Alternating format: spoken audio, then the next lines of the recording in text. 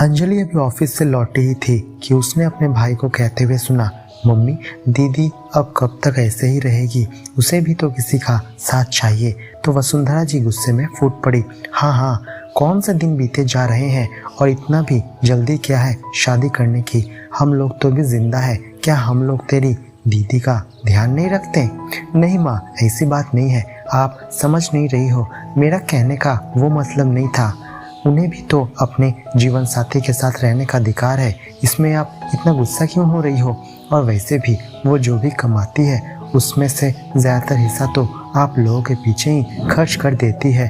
आपको तो इससे खुश होना चाहिए और आपको कि दीदी को हमेशा अपनी आंचल में बांधे हुए रखती हो। दीदी की अभी इतनी ज़्यादा उम्र भी नहीं है कि वो शादी ना करे। तभी अविनाश की माँ ने उसे कोसते हुए कहा, ये जो तू हर शनिवार शॉपिंग करने के लिए जाता है ना, तुझे पता भी है उसके लिए पैसे कहाँ से आते हैं? तेरी तो इतनी कमाई नहीं है कि तू घर खर्च चला सके। बाबूजी इन दिनों बीमार रहते हैं, उनके लिए दवाइयों का खर्चा तेरी दीदी ही उठाती है। अगर उसकी शादी हो गई तो ये सब पैसे कहाँ से आएंगे? उसकी माँ अपने कमरे में अपने बेटे को लेकर गई और उससे कहने लगी, देख तेरी दीदी जिस लड़के से शादी करना चाहती है वो लड़का बहुत ही अमीर है। शादी के बाद वो जॉब छोड़ देगी और यदि उसने जॉब छोड़ दी तो हमारे घर का खर्चा कैसे चलेगा? और इतना ही नहीं, वसुंधरा जी अब एक अमीर लड़के से शादी करने को लेकर अंजलि को घमंडी, लालची, स्वार्थी और न जाने क्या क्या कहकर अपमानित करती रही। अंजलि दरवाजे के पास खड़ी होकर सब कुछ सुन रही थी। अंजलि की आंखों से आंसू बहने लगे। अंजलि सिसक सिसक कर रोने लगी।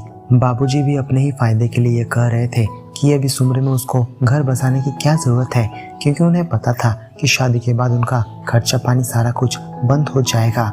अंजलि के ऑफिस के कलीग हमेशा से ही कहते थे कि घर वाले सिर्फ और सिर्फ तुमसे काम निकालना जानते हैं, तुम्हारे पैसों पर ही वे लोग पल रहे हैं। मगर अंजलि कभी भी इन सब बातों पर ध्यान नहीं देती थी। पर जब से अंजलि ने समीर के बारे में बताया है तभी से घर में अक्सर उसके शादी न करने की बात वह सुनती आ रही है।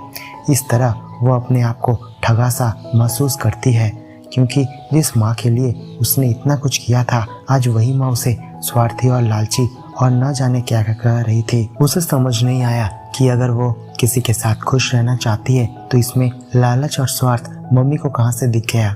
उसने तो हमेशा से ही माँ बाबूजी को हर तरह की खुशियाँ दी है, अपनी हर एक जिम्मेदारी को पूरी ईमानदारी से निभाई है। अपने छोटे भाई की पढ़ाई पूरी करवाकर उसे जॉब दिलवाने तक उसी ने ही मदद की है। पहले किराए के मकान में, फिर बैंक से लोन लेकर ये फ्लैट खरीदा है।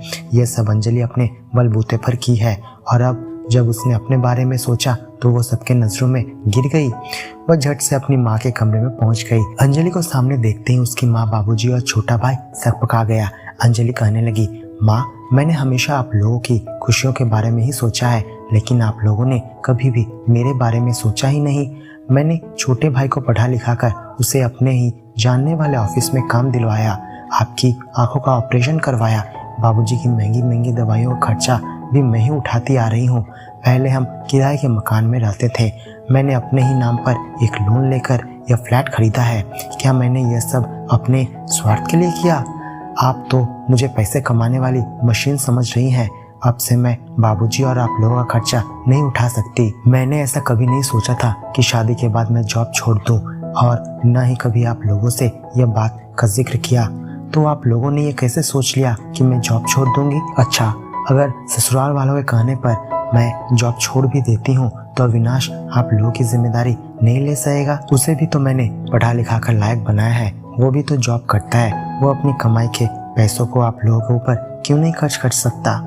अंजलि ने गुस्से में तमतमाते हुए कहा। माँ बाबूजी को अब समझ में आ गया था कि वे लोग गलती कहाँ पर कर रहे हैं। वसुंधरा जी ने माफी मांगते हुए कहा कि बेटा मुझे माफ कर दे, मैं समझ नहीं सकी थी और न जाने मैंने तुझे क्या क्या कह दिया। तू हमारी इतनी ख्याल रखती है, फिर भी मेरी मति मारी गई थी कि तुझ जैसी प्यारी बिटिया को मैंने भला बुरा कह सुनाया, कहकर वसुंधरा जी अंजलि की आंसू पोंछते हुए गले लग गई। तो दोस्तों, यदि आपको कहानी अच्छी लगी है तो इस वीडियो को लाइक करें और यदि आप चैनल पर नए हैं तो इस चैनल को सब्सक्राइब जरूर करें। धन्यवाद।